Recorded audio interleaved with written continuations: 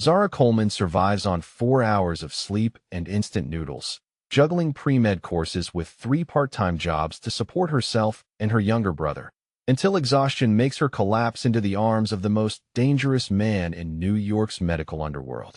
At 22, Zara balanced impossible demands with quiet determination.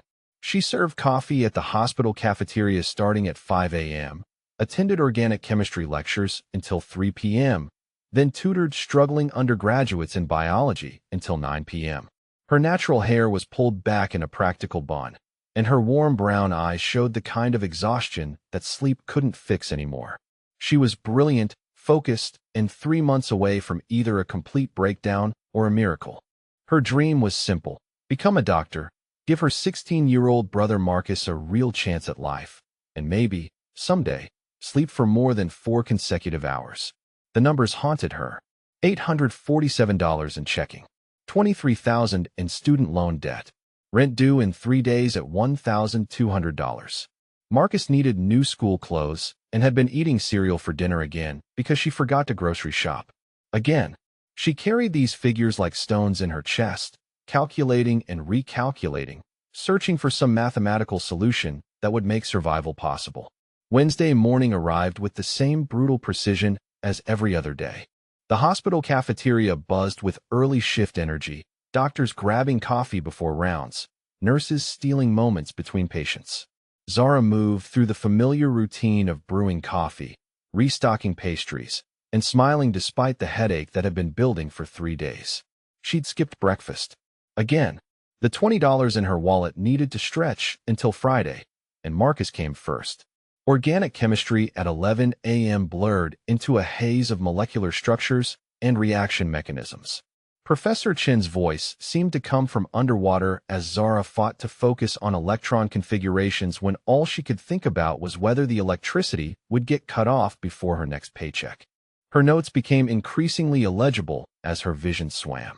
By 6 p.m., the subway platform felt like a furnace. The F train was delayed again, packed with commuters desperate to get home. Zara wedged herself between a businessman checking his phone and a woman with 3 shopping bags, her backpack heavy with textbooks she couldn't afford to buy but had to study anyway. The train lurched forward with its familiar, grinding screech.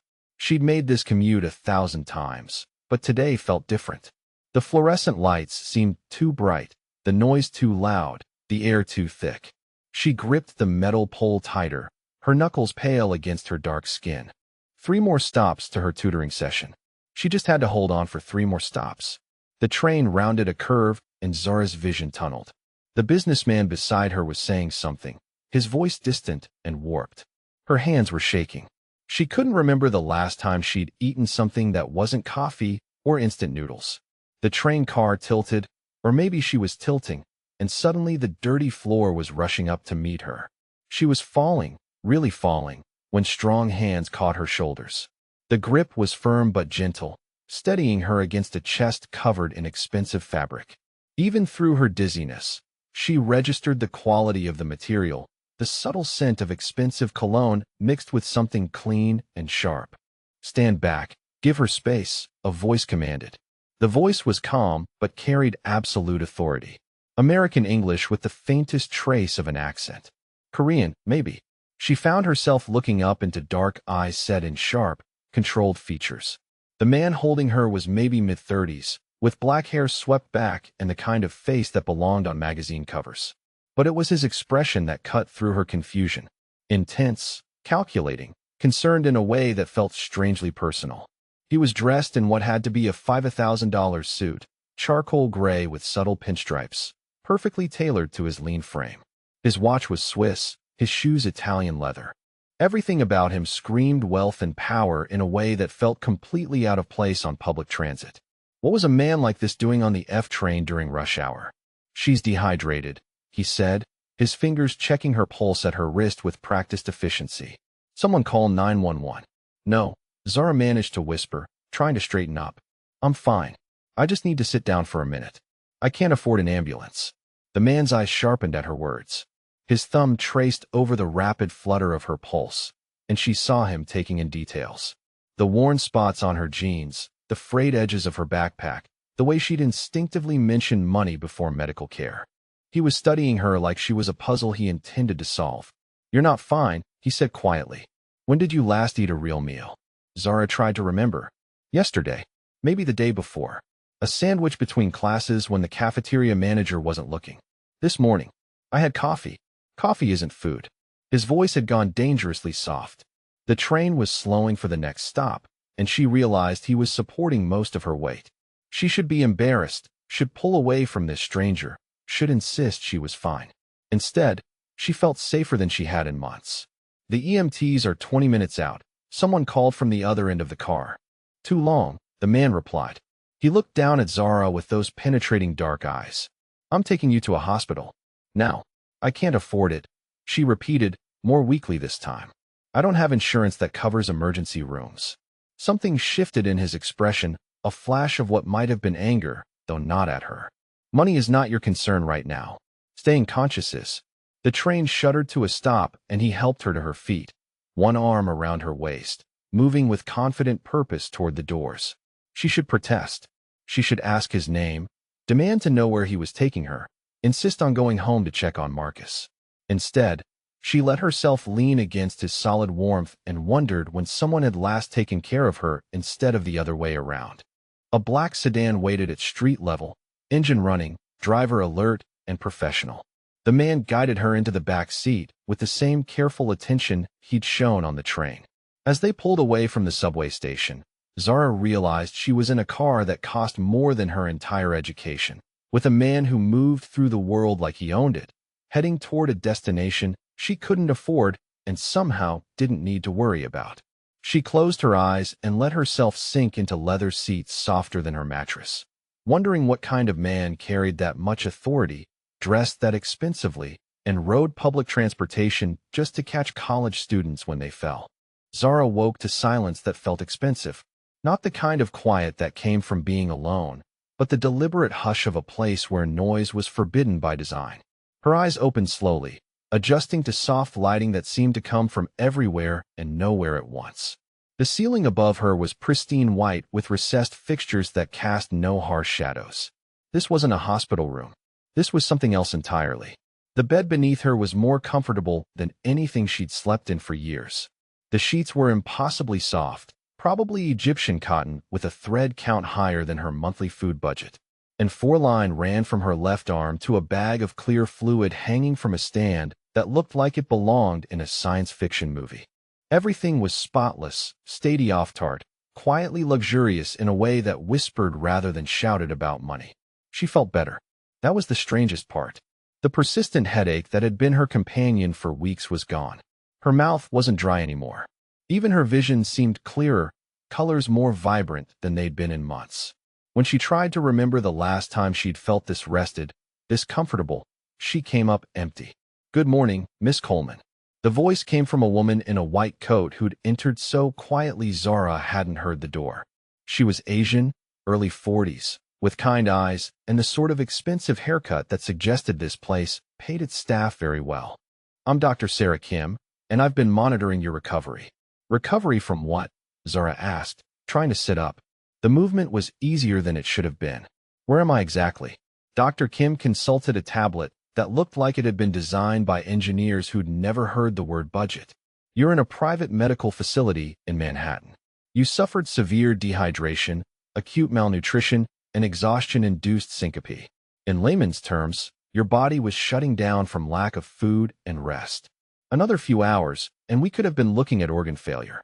The words hit Zara like cold water. She'd known she was tired, had felt the constant drag of hunger and stress, but organ failure. That sounded serious enough to derail everything she'd worked for. "How long have I been here?"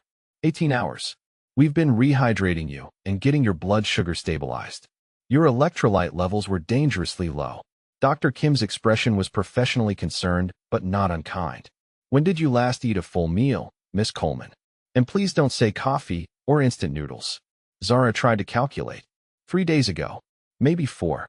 There was a sandwich at work when someone ordered too many from catering. The admission felt shameful somehow, like confessing to a crime she'd committed against herself. Dr. Kim made a note on her tablet. "That explains the muscle wasting we observed. You've lost approximately 15 pounds in the last month, most of it muscle mass. Your body was literally consuming itself to keep vital functions running. I need to go, Zara said suddenly, the reality of her situation crashing back. My brother will be wondering where I am. I have classes. I can't afford to miss work or tutoring sessions. I definitely can't afford whatever this place costs per hour. All taken care of, a new voice said from the doorway. The man from the subway stepped into the room with the same controlled grace she remembered. In daylight streaming through floor-to-ceiling windows, he looked even more expensive than before. His suit today was navy blue, perfectly pressed, with a silk tie that probably cost more than her textbooks. His dark hair was immaculate, and those sharp features looked like they'd been carved by someone who understood the mathematics of attractiveness. Park Jin-woo, he said, approaching her bed with measured steps. We weren't properly introduced yesterday. Zara stared at him, taking in the casual way he'd said, all taken care of. What do you mean, all taken care of? Your brother Marcus received a text from your phone explaining you were helping a friend with a family emergency and would be back tomorrow. Your supervisor at the hospital cafeteria was informed you had food poisoning. Your tutoring students were rescheduled. Jin-woo's voice was calm, matter-of-fact, as if orchestrating someone else's life was perfectly normal behavior. You went through my phone, Zara said, anger cutting through her confusion. You had no right to. I had every right to ensure your responsibilities were handled while you recovered from nearly dying, Jin-woo replied, his tone never changing. His dark eyes held hers steadily. When someone collapses from starvation on public transportation, normal privacy concerns become secondary to basic survival. The word starvation hung in the air between them. Zara wanted to argue, to insist she wasn't that bad off, but Dr. Kim's diagnosis was still echoing in her mind. Organ failure, muscle wasting, her body consuming itself. Maybe normal didn't apply to her life anymore. I work 3 jobs because I have to, she said defensively. I'm pre-med at NYU, maintaining a 3.8 GPA while supporting my younger brother. I'm handling everything just fine. Jin-woo pulled a chair closer to her bed and sat down, his expensive suit somehow never wrinkling. $847 in your checking account, he said quietly.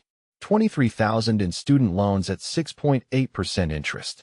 Rent on that studio apartment in Queens is $1,200 a month, due in 2 days. Marcus attends Washington Heights High School and hasn't had new clothes in 8 months. You've been living on less than $40 a week for food, most of which you give to him. Zara's blood ran cold. How could you possibly know all that? Because I make it my business to understand people who matter, Jin-woo replied. His voice was gentle but implacable. You matter, Miss Coleman. You've been working yourself to death because you believe that's your only option. I'm here to tell you it isn't. Dr. Kim quietly excused herself, sensing the conversation had moved beyond medical necessity. Zara watched her go, suddenly aware that she and this intimidating stranger were alone in a room that probably cost more per night than she made in a week. What do you want from me? She asked, her voice smaller than she intended. Jin-woo leaned forward slightly, his dark eyes never leaving her face. I want you to stop killing yourself. I want you to accept help that doesn't come with crushing debt or impossible terms. I want you to recognize that intelligence and determination aren't enough if your body gives out before you can use them. He stood up, smoothing his jacket with unconscious elegance.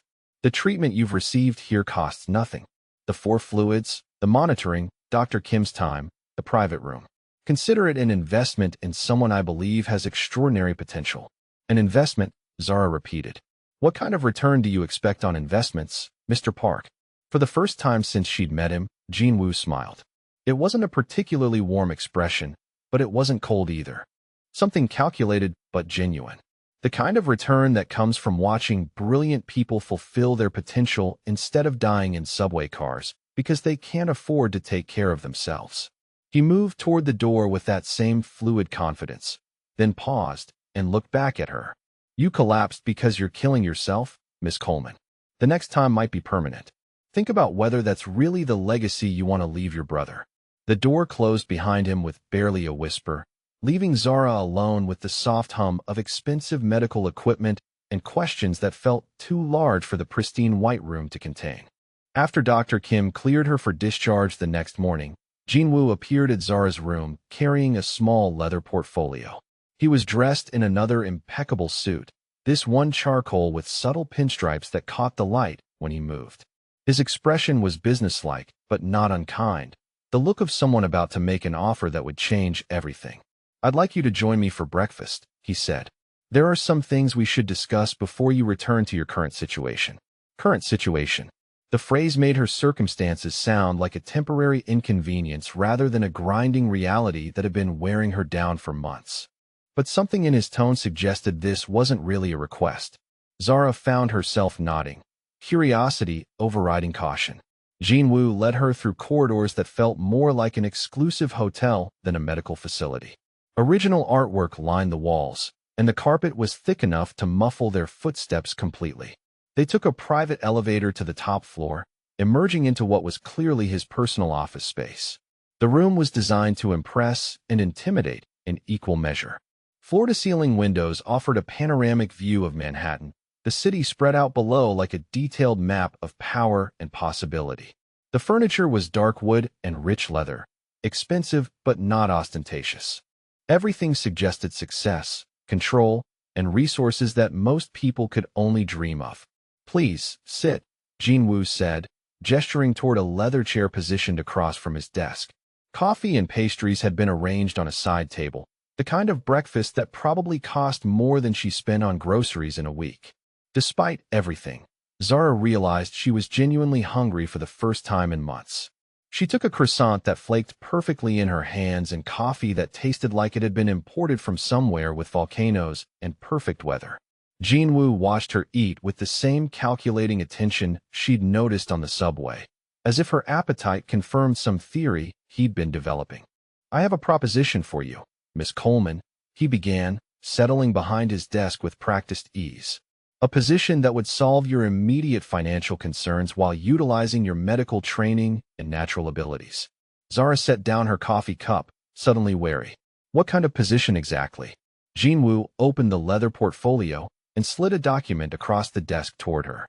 The letterhead was embossed, expensive, and bore the name of a law firm she'd heard of but could never afford. Medical consultant and emergency care provider for Park Holdings and Associated Enterprises. Annual salary of $150,000. The number hit her like a physical blow. $150,000. That was more than her hospital cafeteria job, tutoring work, and occasional lab assistant positions combined would pay her in 3 years. She stared at the contract, trying to process what she was seeing. "The terms are quite comprehensive," Jinwoo continued, his voice taking on the formal cadence of a business negotiation. "Secure apartment provided in a luxury building with 24-hour security. Your brother's tuition to any private school of your choosing, fully covered. Medical school debt eliminated within the first year of employment." Zara's hands trembled slightly as she picked up the contract. The legal language was dense, but clear. Everything he'd promised was there in black and white, along with clauses about confidentiality, availability for emergency calls, and something about treating injuries sustained in the course of business operations. "What exactly do your business operations involve?" she asked, though part of her already suspected the answer. Jinwoo's expression didn't change, but something shifted in his dark eyes. "I oversee medical supply chains, private healthcare facilities, and pharmaceutical distribution networks throughout the tri-state area. Sometimes my associates encounter workplace injuries that require immediate, discreet medical attention." Workplace injuries. The euphemism was almost insulting in its transparency. Associates who got shot or stabbed and couldn't go to regular hospitals because someone might ask uncomfortable questions about how they'd been hurt. She was being offered a fortune to become a criminal's private doctor. "I can't," she said quietly, setting the contract back on the desk. "I won't take money from illegal activities. I won't patch up drug dealers or murderers or whoever your associates really are." Jinwoo leaned back in his chair, studying her with that unnerving intensity. "Your current path leads to 2 possible outcomes, Miss Coleman. Complete physical breakdown within 6 months, or dropping out of medical school to work full-time just to survive. Either way, you never become a doctor. Your brother ends up in the same cycle of poverty that's destroying you both." The words stung because they were true. She'd run the calculations herself. lying awake at night, trying to find some mathematical solution that would make survival possible. There wasn't one. Not unless something fundamental changed. My associates, Jean Wu continued, are men who work in dangerous professions and occasionally require medical care they cannot receive through traditional channels. Many of them support families. Some of them are trying to build better lives for their children. All of them deserve competent medical treatment regardless of how society judges their choices. Her phone buzzed with a text message. Marcus, I'm really hungry. Can you bring something home tonight? The simple words felt like a knife twisting in her chest. Her 16-year-old brother shouldn't have to ask if there would be food. Before she could respond, Jean Wu's own phone rang. He answered with a sharp, yes. The conversation was brief, conducted in rapid Korean that sounded urgent and tense. When he hung up, his expression had hardened into something colder. It appears we have an immediate demonstration of the type of work involved, he said, standing and straightening his jacket. One of my security personnel was injured in an accident. Dr. Kim is in surgery and unavailable. I could call an ambulance, but the gentleman in question has outstanding warrants that would make a hospital visit complicated. Zara found herself standing too, medical instincts overriding ethical concerns. What kind of injury? Gunshot wound to the shoulder. Conscious and stable, but losing blood faster than my untrained staff can manage. Jean Wu's eyes never left her face. I'm not asking you to sign anything right now, Miss Coleman. I'm asking if you can save a man's life. The elevator ride down felt like descending into a different world. Jean Wu led her through a section of the facility she hadn't seen before, past security doors, and into what looked like a small emergency room. The injured man was Asian, maybe 40, conscious but pale with pain and blood loss. Two other men in expensive suits stood nearby, their jackets bulging in ways that suggested concealed weapons. Zara's medical training kicked in automatically. She ignored the obvious criminal implications and focused on the patient. The bullet had passed through the muscle without hitting bone or major arteries. Painful and messy, but not life-threatening if treated properly. Within 20 minutes, she had the bleeding controlled, the wound cleaned and sutured, and pain medication administered. Thank you, doctor, the injured man said in accented English. His relief was genuine, grateful in a way that had nothing to do with money or obligation. As Zara cleaned up, she caught Jean Wu watching her with approval and something that might have been pride. You did well, he said quietly. Professional, compassionate, no hesitation once someone needed help. Her phone rang before she could respond. Unknown number, but she answered anyway. Miss Coleman, a harsh voice said, this is your landlord. Rent was due yesterday. You have 24 hours to pay, or I start eviction proceedings. The timing felt like cosmic mockery. Here she was, standing in a facility that represented more wealth than she'd ever seen, having just saved someone's life, while her entire existence balanced on the edge of homelessness. How long? She asked Jean Wu after hanging up. How long until you need an answer? The position begins immediately if you accept it. Jean Wu's voice was gentle but implacable. Your apartment lease can be terminated without penalty, your brother enrolled in private school by next week, and your student loans transferred to a payment plan that won't crush your future. Zara closed her eyes and tried to think past the exhaustion, the fear, the constant weight of impossible choices. She thought about Marcus eating cereal for dinner again, about falling asleep over textbooks because she couldn't afford proper lighting in their apartment, about the slow grinding certainty that no matter how hard she worked, it would never be enough. She thought about the man she'd just treated, who'd thanked her with genuine gratitude despite whatever violence had put him in that chair. She thought about Jean Wu's words, competent medical treatment regardless of how society judges their choices. Maybe morality was a luxury she couldn't afford. Maybe helping people heal was more important than staying pure. Maybe survival required compromise, and some compromises were worth making. I have conditions, she said finally, opening her eyes to meet Jean Wu's steady gaze. I won't do anything that directly harms innocent people. I won't help with anything involving children. And I want guarantees about my brother's safety. Jean Wu smiled, and for the first time it looked genuinely pleased rather than calculating. You'll find that healing people is rarely illegal, Dr. Coleman. And protecting family is something I understand completely. He extended his hand across the space between them. Welcome to Park Holdings, Dr. Coleman. I believe this arrangement will be beneficial for everyone involved. 6 weeks later, Zara woke up in a bed that cost more than her old apartment's annual rent. Sunlight streamed through floor-to-ceiling windows of her luxury apartment in Tribeca, illuminating hardwood floors and furniture she was still afraid to touch. The view of the Hudson River never stopped feeling surreal, like something from a movie about other people's lives. Marcus had settled into his new private school with the adaptability of teenagers everywhere. His grades were improving. He had friends whose parents drove cars instead of taking 3 buses to work, and most importantly, he came home every day with stories about teachers who actually had time to help him. The transformation in her brother was worth every moral compromise she'd made. The medical facility had become her second home. Jinwoo had converted an entire floor into what he called the consultation wing, equipped with everything from basic suturing supplies to a fully functional operating room. Zara's days were filled with treating injuries that ranged from legitimate workplace accidents to obvious gunshot wounds that no one ever explained. The men who came to her were unfailingly polite. They called her Dr. Coleman with genuine respect, followed her medical instructions without question, and paid in cash that she never had to handle personally. Some brought their children for routine checkups when public clinics had month-long waiting lists.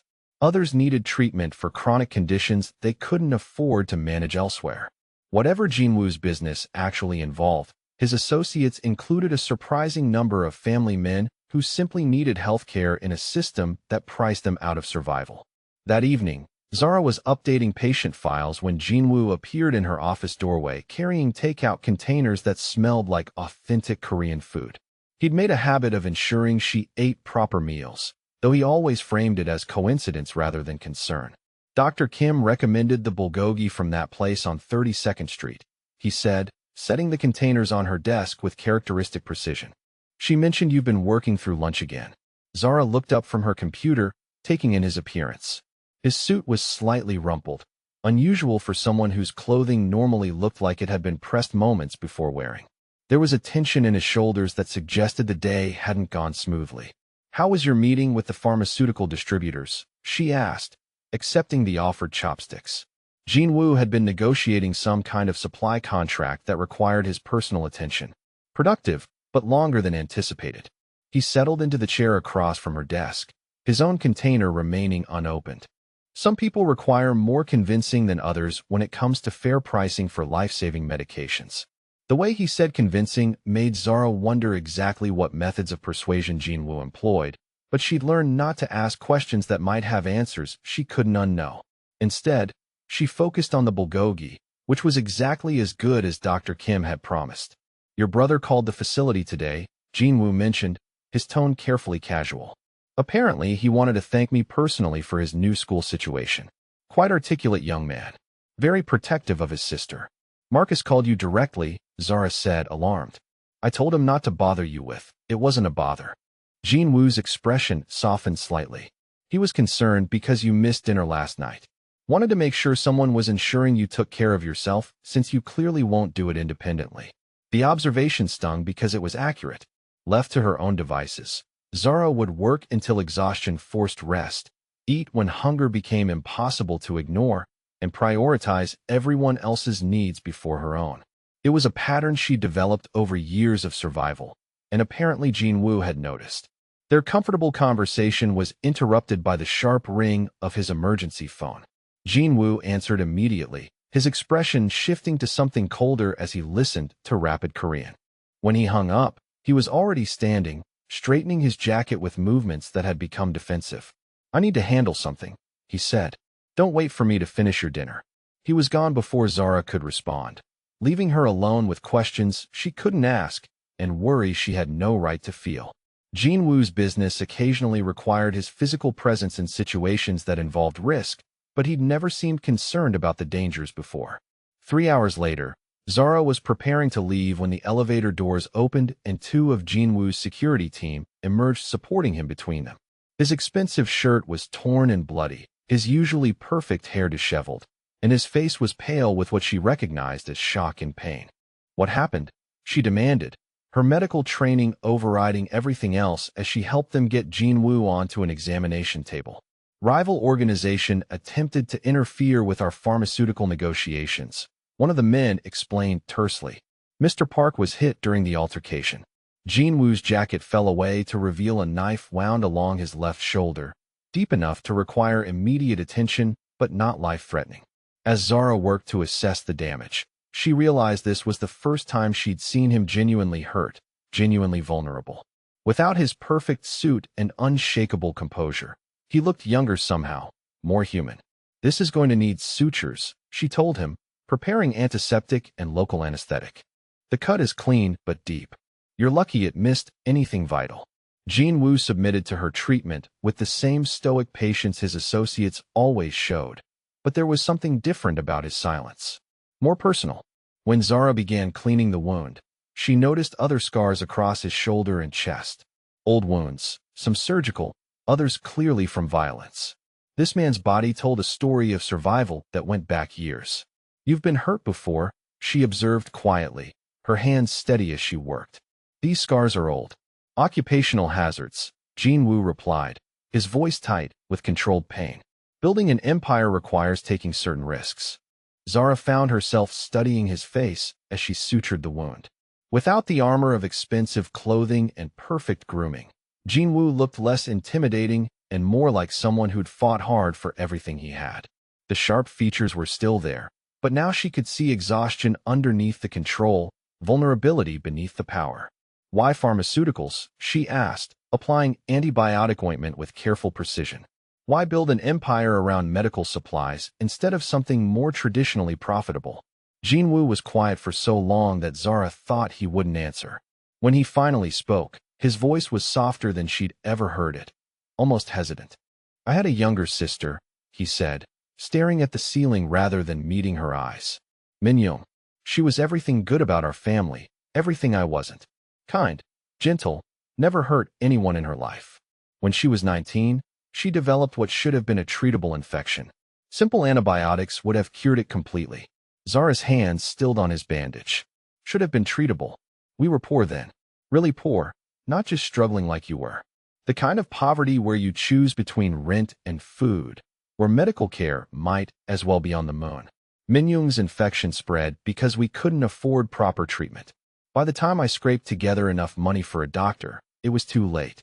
She died from something that kills no one in wealthy families. The pain in his voice was raw, unguarded in a way that made Zara's chest tighten. She could picture him as a young man, desperate and helpless, watching someone he loved die from poverty. I swore that night that no one I cared about would ever die from lack of medical access. Jinwoo continued. I built this empire to ensure that people like Minyoung, like your brother, like you, never have to choose between survival and dignity. Zara finished securing his bandage, her hands gentle against his skin. So the pharmaceutical networks, the private facilities, the medical consultants, it's all about preventing what happened to her. Jinwoo finally met her eyes, and what she saw there was grief that had been transformed into purpose. I collect doctors like other men collect cars, Dr. Coleman. I ensure that the best medical minds have resources to practice their craft regardless of their patient's ability to pay. But you're the first one I've trusted with my own life. The admission hung between them, heavy with implications that neither seemed ready to address directly. Zara found herself studying Jinwoo's face, seeing him not as the intimidating businessman who'd rescued her from the subway, but as someone who'd turned personal tragedy into a mission that had somehow included saving her. Your sister would be proud of what you've built, she said quietly. All those people you've helped, all the lives you've saved indirectly. She'd see the good in what you're doing. Jinwoo's expression softened into something that might have been gratitude. Sometimes I wonder if she'd recognize who I became in order to honor her memory. Whether the methods I've used justify the outcomes I've achieved. Healing people is never wrong, Zara replied, echoing his own words from weeks ago. The methods might be complicated, but the results speak for themselves. You've created something that saves lives. That matters more than how it looks on paper. As she helped him into a clean shirt, Zara realized that somewhere in the last 6 weeks, her feelings had shifted from grateful employee to something deeper and more complex. Jinwoo wasn't just her employer or protector anymore. He was someone whose pain she understood, whose mission she'd come to share, whose presence had become essential to her sense of safety and purpose. The professional boundaries she'd maintained so carefully were starting to feel less like protection and more like barriers preventing something that might be worth the risk of crossing them. The first sign something was wrong came on a Tuesday morning when Zara noticed the same black sedan parked across from her apartment building for the third day in a row. Different license plate each time, but the same model, same tinted windows, same sense of deliberate observation that made her skin crawl.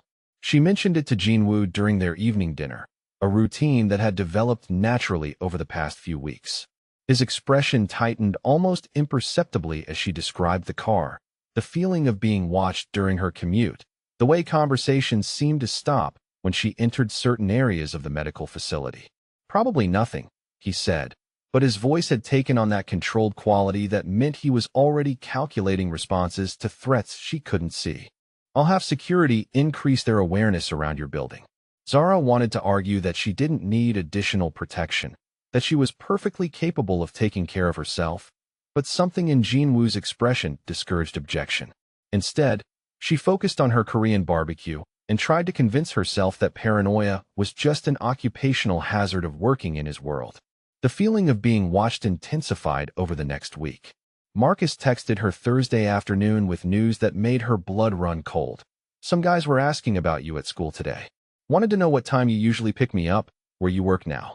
I didn't tell them anything, but they seemed to know we were related. That evening, Zara confronted Jinwoo directly. "Someone is asking questions about my family.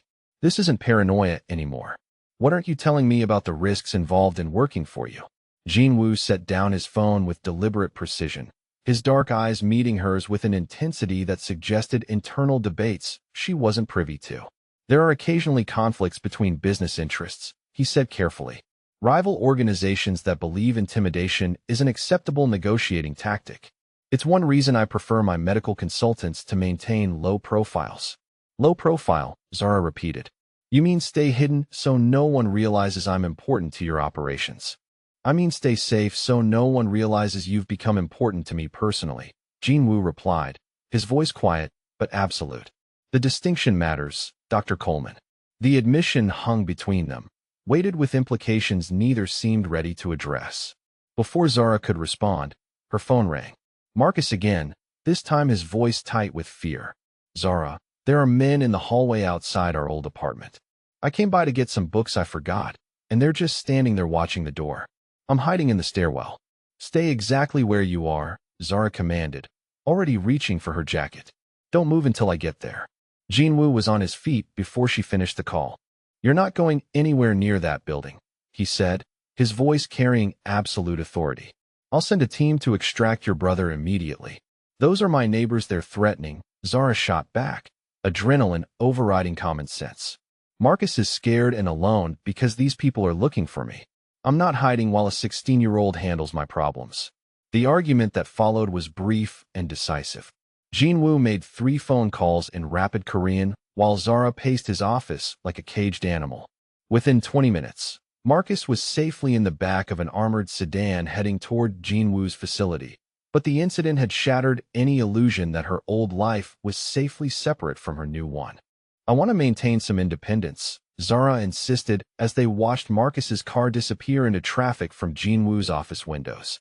"I can't live in a bubble just because some people are asking questions." "Independence is a luxury you can't afford right now," Jinwoo replied, his reflection in the window showing strain she hadn't seen before. "These aren't casual inquiries, Dr. Coleman. Someone is building a profile of your weaknesses, your routines, your emotional vulnerabilities." 2 days later, Zara's insistence on normalcy nearly got her killed.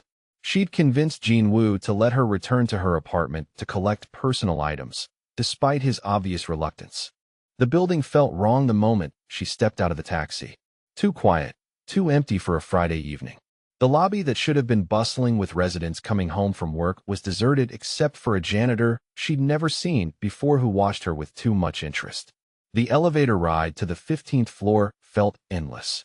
Her keys shook in her hands as she unlocked the apartment door, every instinct screaming that something was wrong. But her textbooks were inside, along with photos of her parents and Marcus's baby pictures she couldn't bear to leave behind. She'd filled 2 boxes and was reaching for her medical journals when she heard the sound that stopped her heart.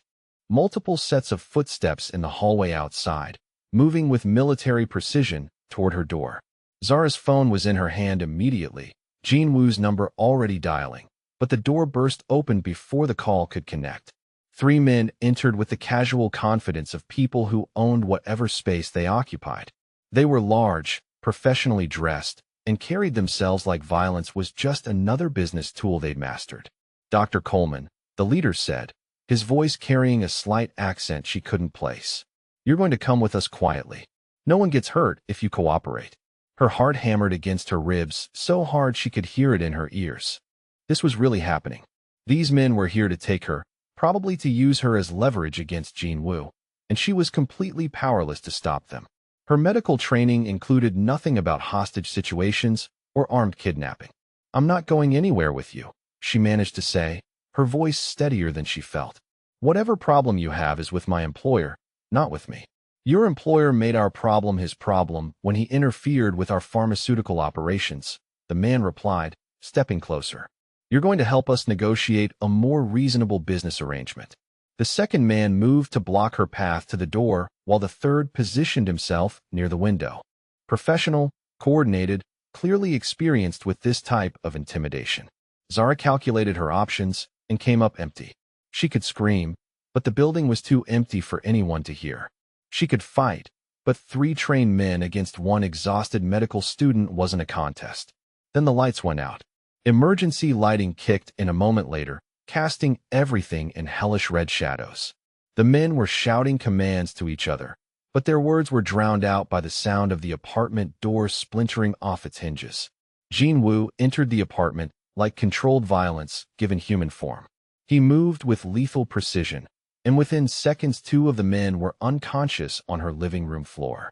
The third man had his gun drawn, but Jin Woo was already inside his reach, disarming him with an efficiency that suggested extensive training in exactly this type of combat.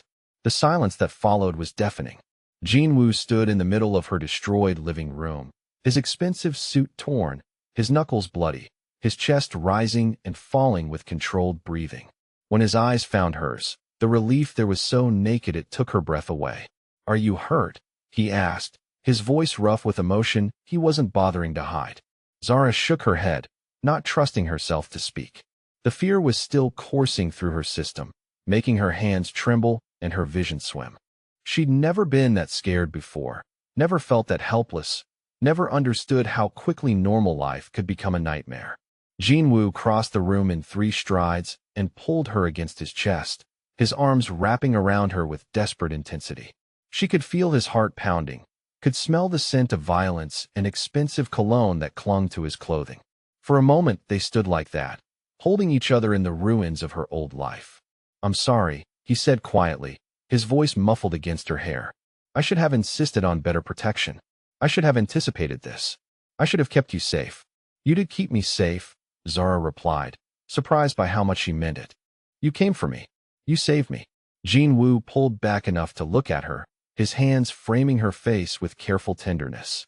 I told myself I was protecting you because you're valuable to my operations, he said, his dark eyes never leaving hers. That was a lie. I'm protecting you because losing you would destroy me, Dr. Coleman. Because somewhere in the last few weeks, you stopped being my employee and became the most important person in my world. The confession hung between them, raw and honest and impossible to take back. Zara found herself studying his face, seeing past the controlled businessman to the man underneath who was terrified of losing her. When she reached up to touch his cheek, her fingers came away with traces of someone else's blood. I'm yours, she said quietly, the words feeling both inevitable and revolutionary. Whatever that means, however complicated it gets, I'm yours, Jin Woo. When he kissed her, it tasted like relief and desperation and the kind of need that had nothing to do with business arrangements or professional boundaries. It was the kiss of someone who'd almost lost everything that mattered and wasn't going to waste another moment pretending otherwise. The next 48 hours passed in a blur of controlled violence that Zara witnessed only through its aftermath. Jin Woo disappeared into his shadow world with grim determination, leaving her in the safety of his penthouse under the protection of guards who treated her with the reverence reserved for something precious and irreplaceable. She spent those 2 days treating the wounded who arrived at irregular intervals. Men with gunshot wounds, knife cuts, and injuries that spoke of systematic dismantling of an organization that had made the mistake of threatening something Jinwoo valued. Each patient was professional, grateful, and tight-lipped about the details of what was happening on the streets of New York. Dr. Coleman, one of them said as she sutured a gash across his forearm. Mr. Park wants you to know that the people who threatened you will never be a problem again. For anyone. The finality in his voice made Zara understand that Jinwoo wasn't just neutralizing a threat. He was sending a message to anyone else who might consider her a weakness to exploit. The thought should have horrified her. Instead, she felt a deep sense of security she'd never experienced before. The certainty that someone powerful enough to reshape the criminal landscape of an entire city was willing to do exactly that to keep her safe. Jinwoo returned on Sunday evening, exhausted but satisfied in a way that suggested permanent resolution rather than temporary victory. His suit was different, his usual precision slightly worn at the edges, but his dark eyes held a peace that had been missing for days. "Is it over?" Zara asked as he settled beside her on the penthouse couch, the city lights sprawling below them like a conquered territory. "Completely," Jinwoo replied, his arm coming around her with possessive certainty. "The organization that targeted you no longer exists. Their leadership has been eliminated, their operations dissolved, their territories absorbed by more reasonable people who understand the value of negotiation over intimidation." The casual way he described wholesale destruction should have frightened her, but Zara found herself leaning into his warmth instead. The man beside her had reshaped reality to ensure her safety, had wielded violence like a precision instrument to protect something he valued above his own life. "I should be horrified by what you did," she said quietly. 2 days ago, I would have been. Now I just feel grateful that you were willing to do it." Jinwoo's hand tightened on her shoulder. "You understand why it was necessary. I understand that you eliminated people who would have hurt innocent families to get to you," Zara replied. "I understand that sometimes healing people means removing the things that would prevent them from being healed. Your methods might be complicated, but the results speak for themselves." They sat in comfortable silence for several minutes, the weight of the last few days settling between them like a shared understanding. When Jinwoo finally spoke, his voice carried the formal tone that meant he'd made decisions that would change everything. "I have something to propose, Dr. Coleman. A modification to our current arrangement that reflects certain developments in our relationship." Zara turned to face him fully, recognizing the careful language that preceded important conversations. "What kind of modification?" Jinwoo stood and moved to his desk, returning with a leather portfolio that looked similar to the one from their first negotiation. This time, however, his expression was softer, more personal than purely business. "I'm offering you a permanent partnership in Park Holdings," he said, opening the portfolio to reveal documents that looked significantly more complex than her original employment contract.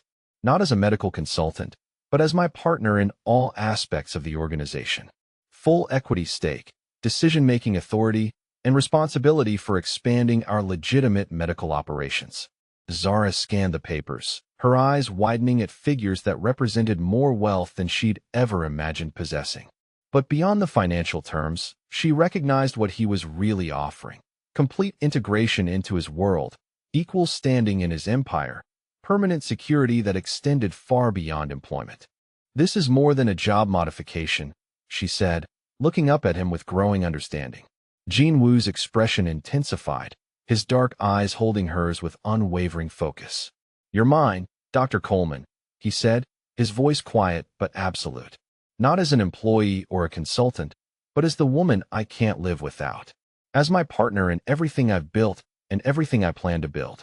The possession declaration hung in the air between them, weighted with all the implications of what it meant to belong to someone like Jinwoo. Complete protection, unlimited resources, and the kind of devotion that would reshape the world to ensure her happiness.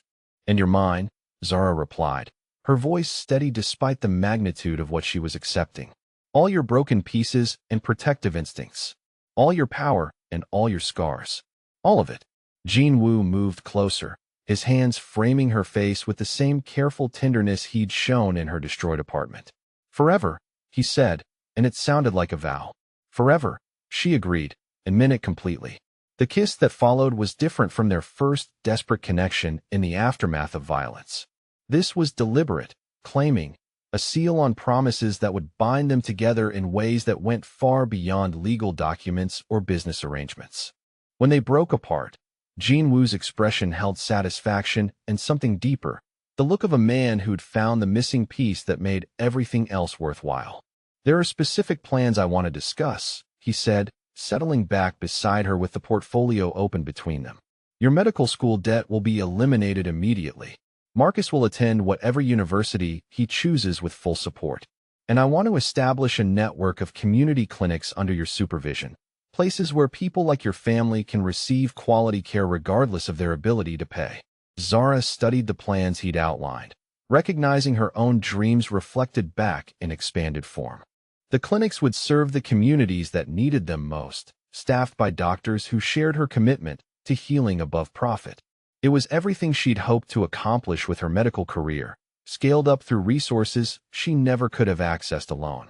"You're giving me everything I wanted when I was killing myself trying to survive," she said, wonder evident in her voice. "I'm giving you the tools to save the people you've always wanted to save," Jinwoo replied. "Minyoung died because people like us didn't exist when she needed help. Now they will." The next few hours were spent planning a future that felt both impossible and inevitable. Jinwoo's empire would expand to include legitimate medical operations that served the community while maintaining the profitable networks that funded everything.